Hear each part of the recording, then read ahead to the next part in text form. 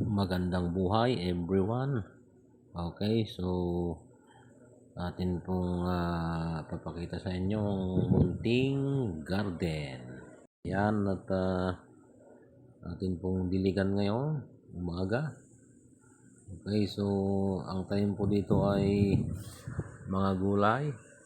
Yan, meron po tayo ditong papaya,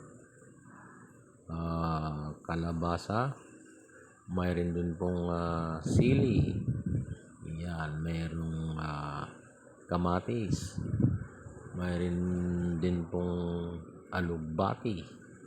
Mayroong kangkong. Ayan.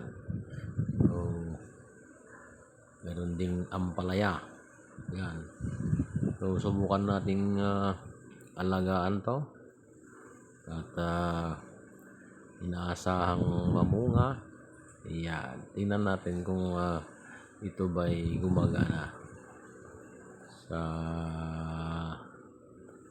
maadobing lupa. Ayan. Naghukay lang po tayo dyan ng konti. Tapos nilagyan ng ipa at saka lupa. Ayan. Try natin kung ito'y mamumunga ng maganda. Yan kasi adobe po yung lupa. Matigas. So walang nutrient yan para sa mga halaman. Ayan. Kaya dilig-dilig lang muna hanggang pag lumaki konti. Ayan, lagyan po natin siya ng pataba or abono.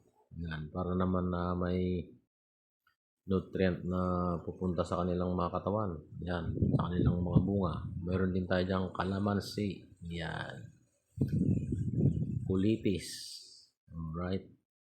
So sa next video po ay atin pong ipapakita lahat po ng halamang nandyan, mga itinanim natin. Yan. Saka hanggang sa mamunga at ma-harvest. Yan. Yung unang-unang video natin sa halaman na ito.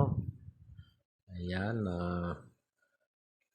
Subaybayan po ninyo hanggang sa mamunga, mamulaklak at ma-harvest. Yan. Okay, comment lang kayo kung anong masabi nyo. Yan. Pwede nyo siraan. Huwag lang kayo magmura. Okay.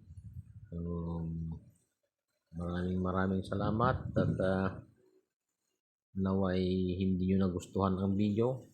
Yan. Okay. God bless po sa inyo at mabuhay po kayo hanggang gusto nyo. Ayan. Hanggang sa ugod-ugod na kayo. Ayan.